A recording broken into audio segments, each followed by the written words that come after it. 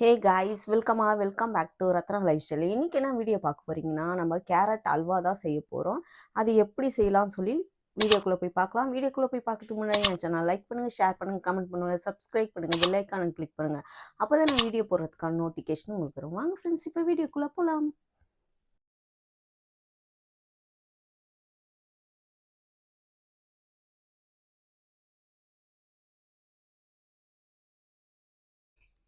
Carrot அல்வாவுக்கு தேவையான பொருட்களை பார்த்துக்கலாம். நான் கேரட்டை வந்து திருவி நல்லா வச்சுருக்கேன். அப்புறம் அதுக்கு ஏலக்காய் powder, milk powder, sugar, ghee. இப்போ இதை எப்படி செய்யலான்னு பார்க்கலாம். ஃபஸ்ட்டு நம்ம அது செய்யறதுக்காக ஒரு பாத்திரம் எடுத்துக்கலாம். நான் அதை ஹீட் பண்ணி வச்சுருக்கேன். அதில் நான் நெய் ஊற்றிக்கிறேன். ஒரு 3-4 டேபிள் ஸ்பூன் நெய் விட்டுக்கிறேன். அந்த நெய் நல்லா மெல்ட் ஆகிடுச்சு. இப்போ நான் கேரட் வந்து நல்லா துருவி எடுத்து வச்சுருக்கேன். இங்கே பாருங்கள். இதை வந்து இதுக்குள்ளே சேர்த்துக்கலாம்.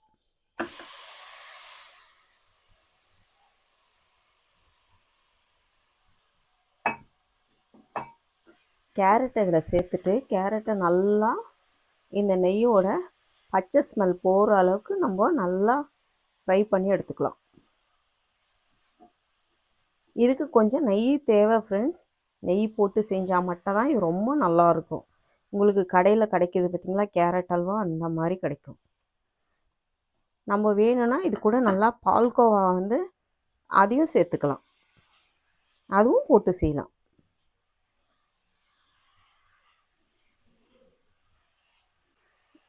இன்னும் கொஞ்சம் நான் நெய் சேர்த்துக்கிறேன்.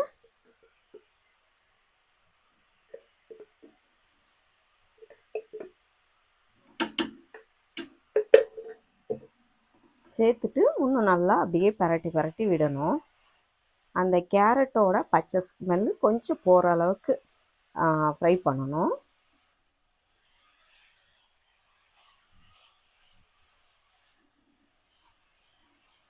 அதுக்கப்புறமா இது கூட நம்ம மில்க் ஆட் பண்ணி வேக விடணும். கொஞ்சம் கேரட்டு பச்சை ஸ்மெல் போகும். எடுத்த உடனே நம்ம பால் ஊற்றிடக்கூடாது.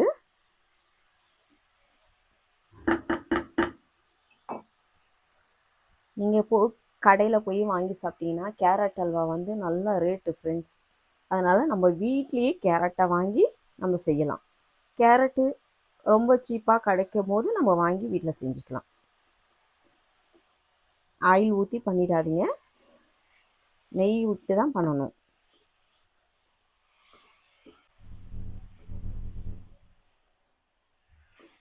கொஞ்சம் கேரட்டு இன்னும் கொஞ்சம் வெந்த உடனே நம்ம பாலை ஊற்றிக்கலாம்.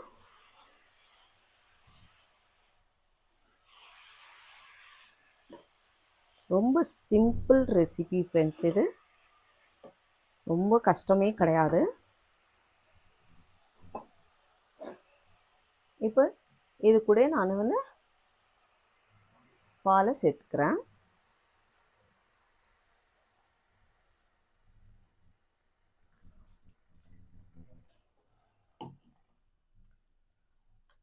பாலை சேர்த்து நல்லா மிக்ஸ் பண்ணணும்.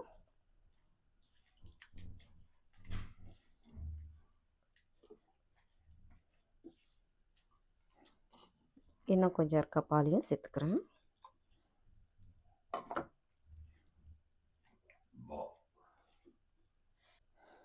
இப்போது நான் வந்து இதில் 1/2 லிட்டர் பேக்கெட் ஊற்றிருக்கேன் ஃப்ரெண்ட்ஸ். ஏன்னா நான் வந்து கேரட் வந்து ஒரு 1/2 kg கேரட்டுக்கு வந்து 1/2 லிட்டர் பால் ஊற்றிருக்கேன். இது நல்லா அந்த கேரட் வந்து அந்த மில்கில் நல்லா வேகணும். வெந்து அந்த பாலெல்லாம் நல்லா உறிஞ்சிடும். அது வரைக்கும் நல்லா வேக விடணும். நம்ம நல்லா மசிச்சு ஃபஸ்ட்டு நல்லா கொதிக்கட்டும். கொதித்து வேகட்டும்.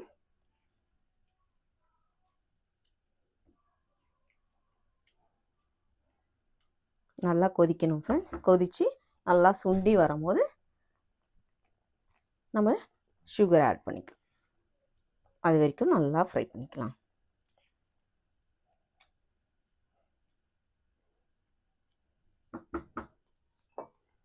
கேரட்டை வந்து ரொம்ப பெருசாக திருவிடாதீங்க. சின்ன இதுவாக கிரேட்டரில் வச்சு திருவிக்கோங்க. அப்போ தான் நைஸாக வரும், உங்களுக்கு சாஃப்டாகவும் கிடைக்கும். ஏன்னா கேரட்டு வந்து ரொம்ப பெருசாக இருந்தாலும் ஓவர் பச்சை ஸ்மெல்லும் இருக்கும், நம்மளுக்கு பெருசாக வாயில் கடிக்கும் போது நறுக்கு நறுக்குன்னு படும். அதனால் நீங்கள் எவ்வளோ மெலிசாக திருவ முடியுமோ அவ்வளோ மெலிசாக திருவிக்கோங்க. அப்புறம் நம்ம கடையில் போய் நம்ம வாங்கி சாப்பிட்டோம் வச்சுக்கோங்களேன், கேரட் அல்வா வந்து நம்மளுக்கு வந்து 100 கிராம் வந்து ரூ. 50 ரூ. 60 அந்த ரேஞ்சுக்கு கிடைக்கும், 100 கிராமே. இது வந்து நம்ம வீட்லேயே இங்கே பாருங்கள், ஒரு 1 கேஜிக்கு நம்மளுக்கு நல்லா கிடைக்கிது. இதை நம்ம வீட்டில் நம்ம வச்சு ஃப்ரிட்ஜில் வச்சு சில்லுன்னு சாப்பிடும்போது ரொம்ப நல்லாயிருக்கும். நீங்களும் இது மாதிரி செஞ்சு நல்லா ட்ரை பண்ணி பாருங்கள். உங்கள் வீட்டில் குட்டீஸ்லாம் இருந்தாங்கன்னா நல்லா விரும்பி சாப்பிடுவாங்க. ஈவினிங் ஸ்நாக்ஸ் மாதிரி நீங்கள் வச்சு கொடுக்கலாம். இதை ப்ரெட்டில் வந்து அப்ளை பண்ணி நல்லா சாப்பிடலாம். பசங்களுக்கு, சின்ன பசங்களுக்கு கொடுத்தீங்கன்னா ரொம்ப விரும்பி சாப்பிடுவாங்க இதை. அந்தளவுக்கு ரொம்ப டேஸ்ட்டாக இருக்கும். எங்கள் வீட்டில் இருக்க பசங்களே பெரிய பசங்க தான், ஆனாலும் கேரட் அல்வானா ரொம்ப பிடிக்கும். நாங்கள் ஸ்வீட் கடைக்கு போனாவே கேரட் அல்வா கேட்பாங்க. நானும் தான் பெரியவங்க, பசங்க மட்டும் இல்லை, நானும் அப்படி தான். கேரட் அல்வானா எனக்கும் ரொம்ப பிடிக்கும். அந்த அளவுக்கு இது ரொம்ப டேஸ்ட்டாக இருக்கும். இங்கே பாருங்க, நல்லா நம்ம ஊற்றின பாலெல்லாம் நல்லா பொங்கி வருது. நம்ம நல்லா கலக்கி விடணும். இந்த கேரட்டோட பச்சை ஸ்மெல்லும் நல்லா இதுலேயே வெந்து வரும்போது உங்களுக்கு போகும்.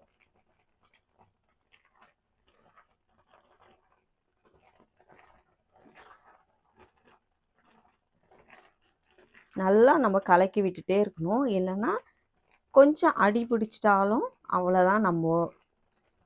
அதை வந்து நம்ம யூஸ் பண்ணவே முடியாது. கொஞ்சம் கூட புகை ஸ்மெல் வரக்கூடாது நம்மளுக்கு. இந்த மாதிரி கொஞ்சம் நான்ஸ்டிக் பாத்திரமாக எடுத்துக்கோங்க. தீ கொஞ்சம் கம்மியாக வச்சு கொஞ்சம் அதுலேயே நல்லா வேக விடுவோம். இப்போ நான் வந்து ஏலக்காய் பவுட்ரு அரைச்சி வச்சுருக்கேன். நான் ஏலக்காவை சுகரில் ஆட் பண்ணி அரைச்சி வச்சுருக்கேன். அந்த பவுடரை நான் சேர்த்துக்கிறேன். உங்களுக்கு வாசனைக்கு ஏற்ற மாதிரி நீங்கள் சேர்த்துக்கோங்க. நான் சுகர் கூட நிறையா அரைச்சி வச்சுருக்கனால நான் கொஞ்சம் எக்ஸ்ட்ராவாக சேர்த்துக்கிறேன்.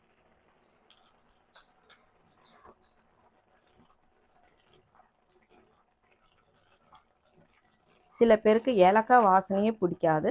அப்படி பிடிக்கலன்னா நீங்கள் ஏலக்காவை யூஸ் பண்ண வேண்டாம்.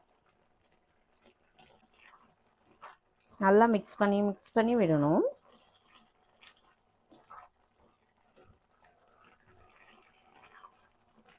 அப்போ தான் ஈவனாக குக் ஆகும்.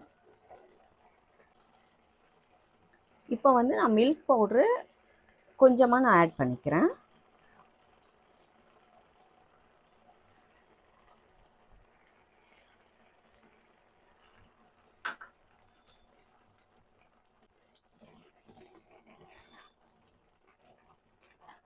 கலர் பார்த்திங்கன்னா நல்லா சேஞ்ச் ஆகிட்டே வருது. நம்ம போட்ட பால் 1/2 லிட்டர் பால் நல்லா உறிஞ்சிட்டே வருது. இன்னும் ட்ரை ஆகணும். நல்லா கொஞ்சம் ட்ரை ஆன பிறகு நம்ம சுகர் ஆட் பண்ணிக்கலாம்.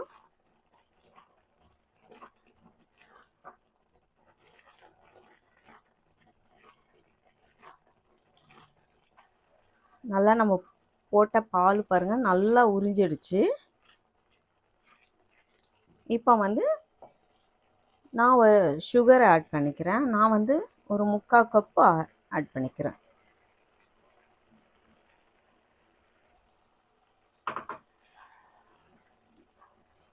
அவங்க ஸ்வீட்டுக்கு ஏற்ற மாதிரி செக் பண்ணிக்கோங்க, ஆட் பண்ணிக்கோங்க.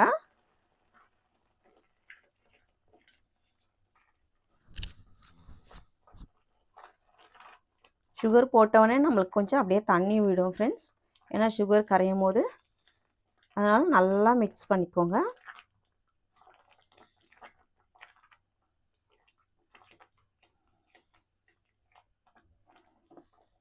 அப்புறம் உங்களுக்கு சுகர் போதுமா அப்படின்னு நீங்கள் செக் பண்ணிக்க. நம்ம போட்ட நெய்யெல்லாம் பாருங்கள் நல்லா பிரிஞ்சு மேலே வருதுங்க. அந்த மாதிரி வரணும். நம்ம அதுக்கப்புறம் மறுபடியும் மிக்ஸ் பண்ணிகிட்டே இருந்தீங்கன்னா இந்த பேனில் வந்து ஒட்டாமல் நல்லா சுருண்டு வரும்போது ஆஃப் பண்ணணும். அந்த ஸ்டேஜில் ஆஃப் பண்ணணும். ஏன்னா இந்த தண்ணியோடு நீங்கள் ஆஃப் பண்ணவும் கூடாது. இதில் தண்ணி சுகர்னால நல்லா தண்ணி விடும். அதனால் நம்ம மறுபடியும் அதை மிக்ஸ் பண்ணிக்கிட்டே இருக்கணும். தண்ணி நல்லா ட்ரை ஆகி நல்லா சுருண்டு வரும்.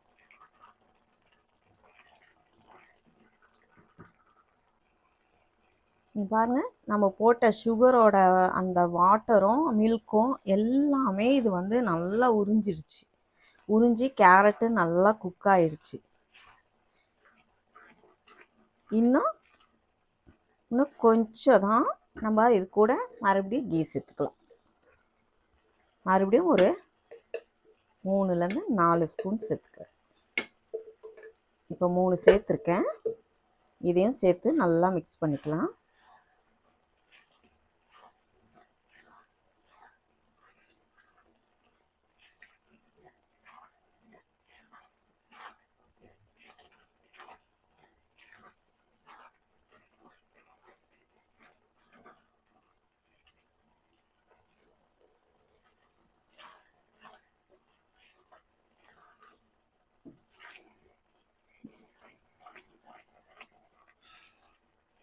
தெரியுதுங்களா? நல்லா உறிஞ்சி நல்லா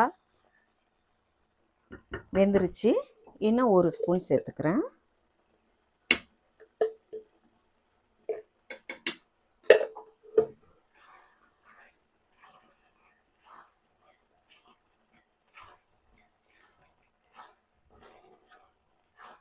ரொம்ப சூப்பராக இருக்கும் ஃப்ரெண்ட்ஸ். இந்த கேரட் அல்வா நீங்களும் இதை ட்ரை பண்ணி பாருங்கள்.